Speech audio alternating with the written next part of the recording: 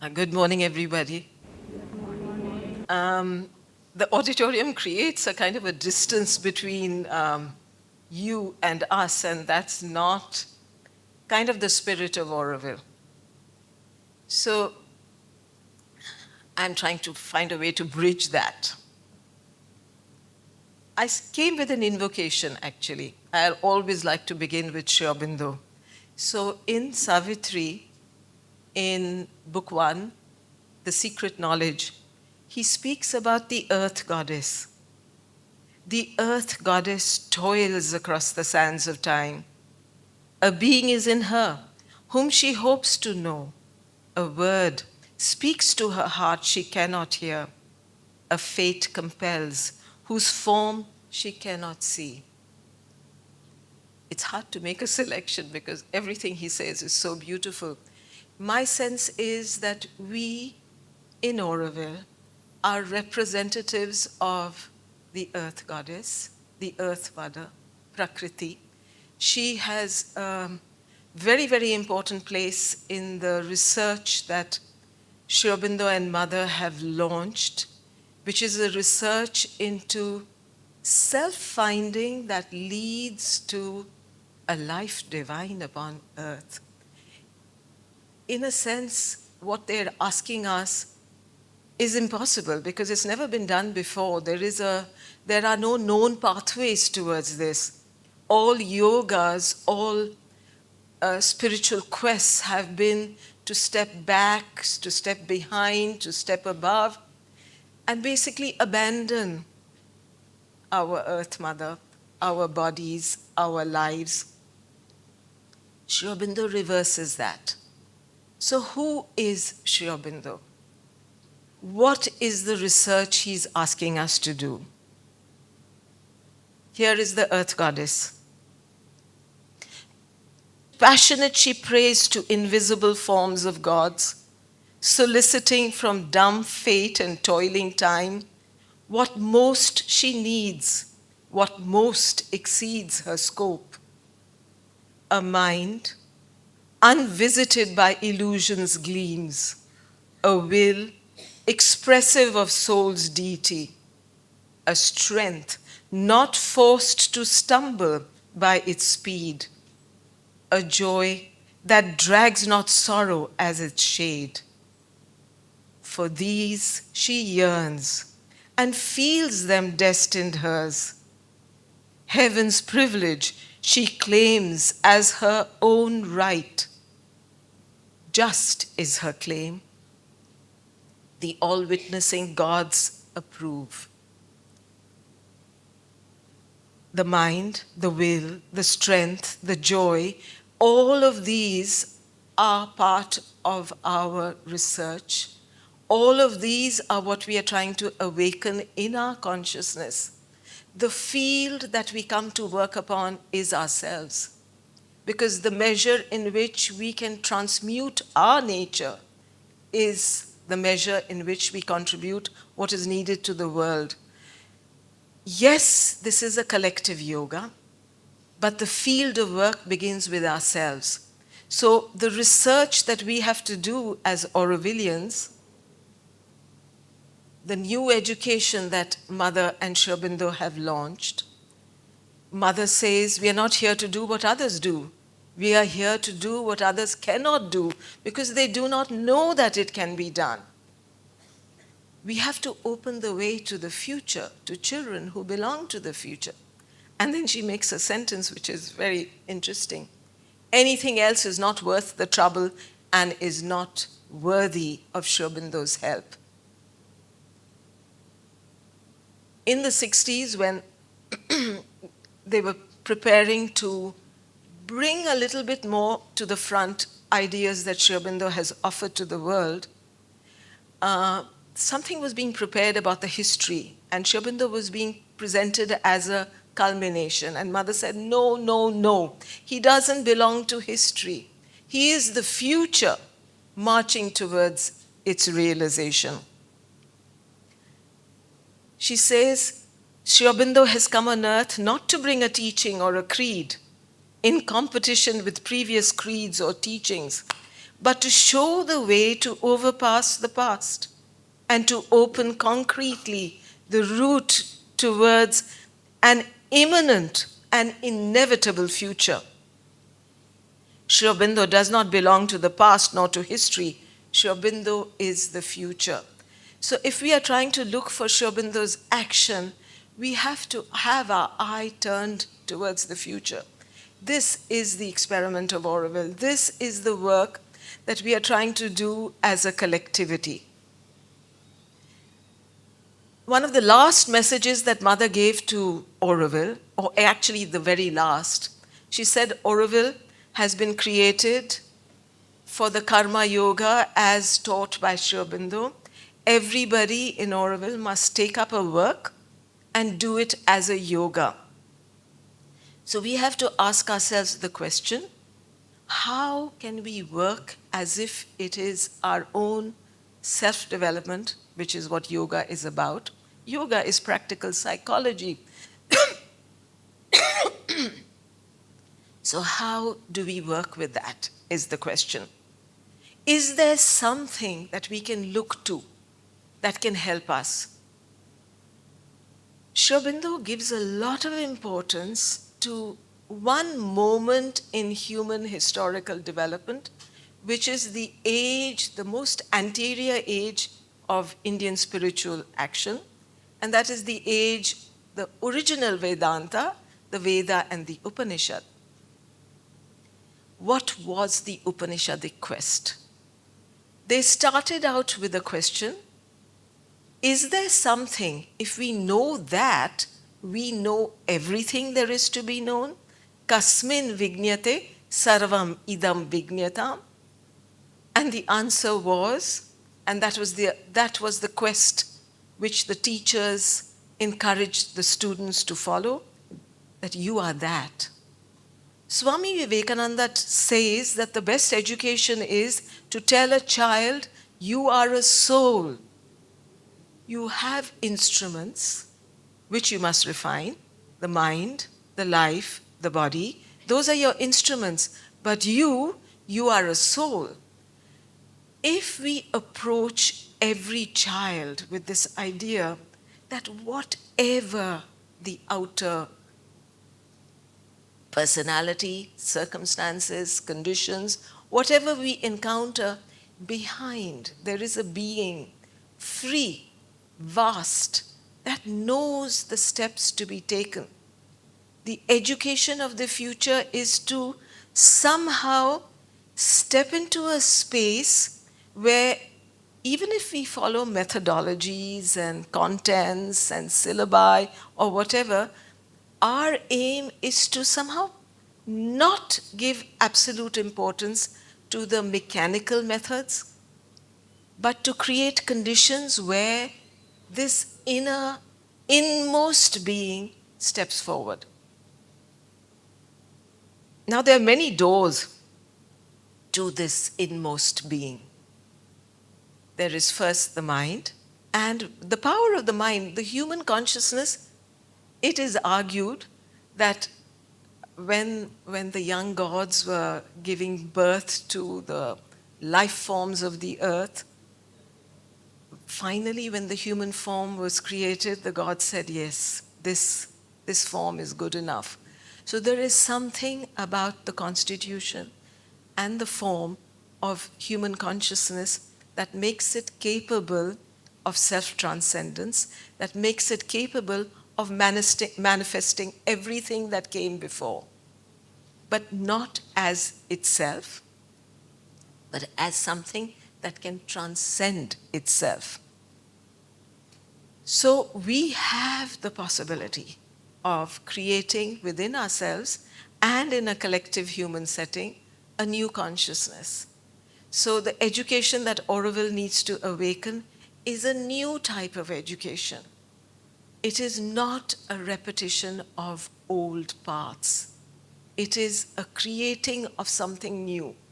So in some ways, what we are involved with is a little bit rocket science. We have to be scientists, we have to be discoverers, we have to find new ways to do everything that we try to do. Another one of Mother's messages is, for millennia we have developed outer means, outer instruments, outer techniques of living. And finally, those means and techniques are crushing us. The sign of the new humanity is a reversal of perspective and the understanding that the inner knowing, the inner knowledge, and inner technique can change the world and master it without crushing it. Auroville is the place where this new way of life is being worked out. It is a center of accelerated evolution where man must begin to change his world through the power of the inner spirit. So clearly, we cannot celebrate ourselves as we are.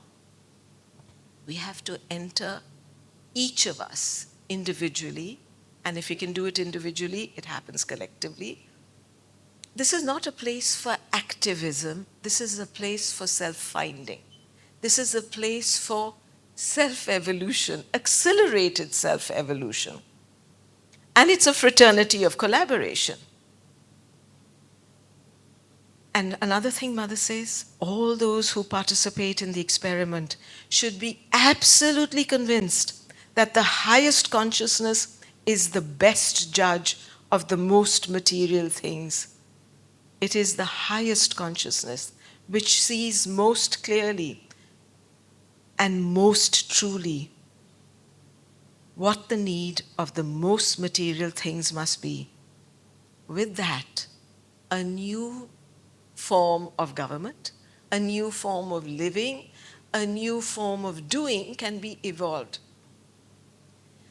Long before Auroville started, I think it is in 66 or 67, she says, for those who are satisfied with the world as it is, Auroville has no reason to exist.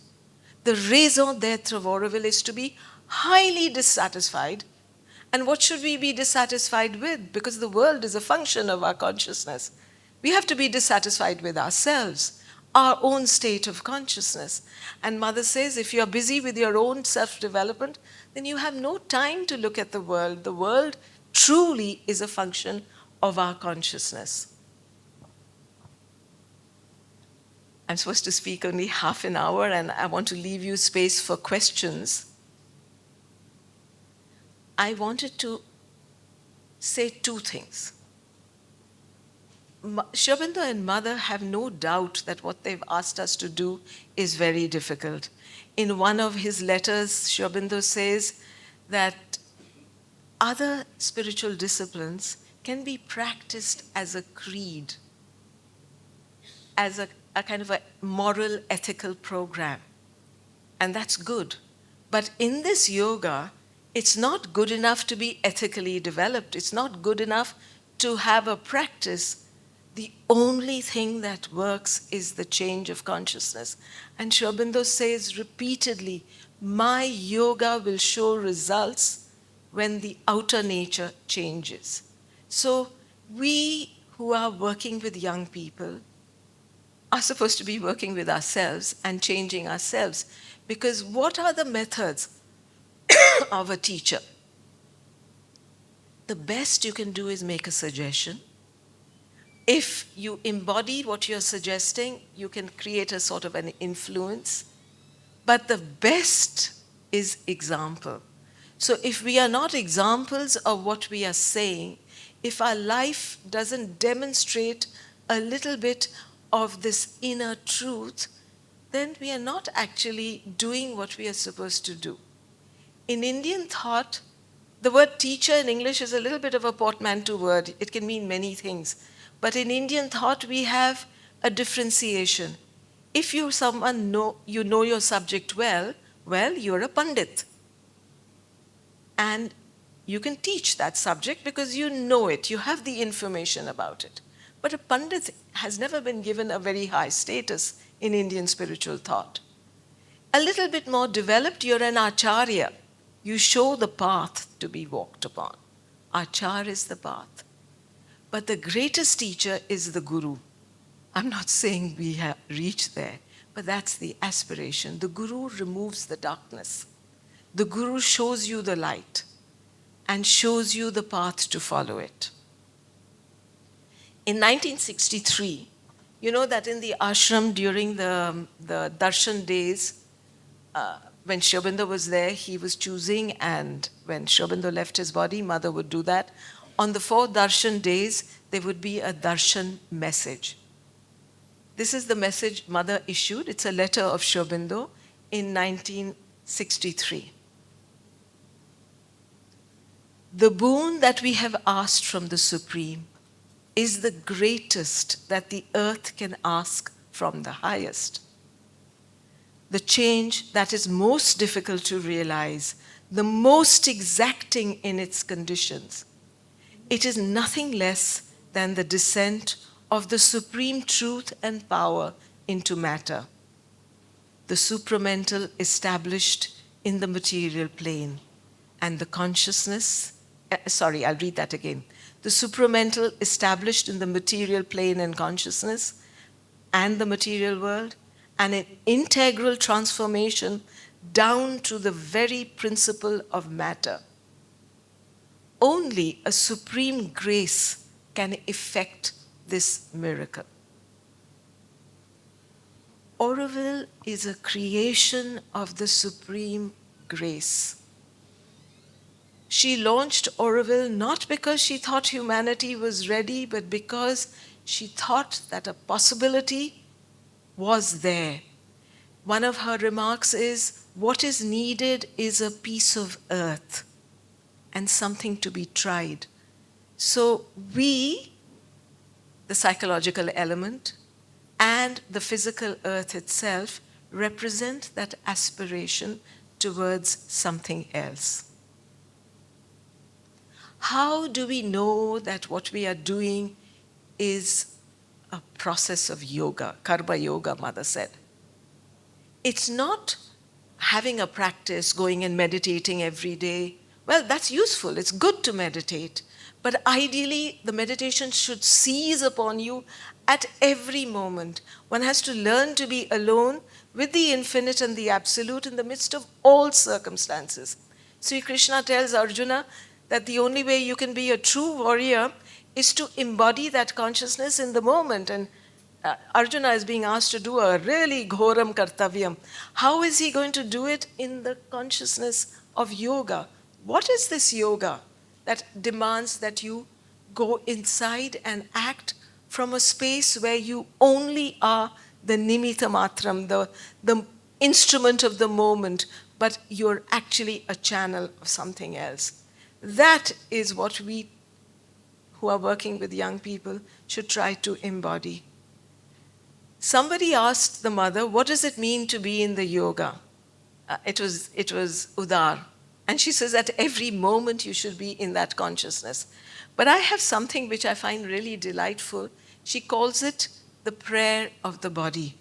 And in some ways it can tell us what we should be doing and how we should be doing it.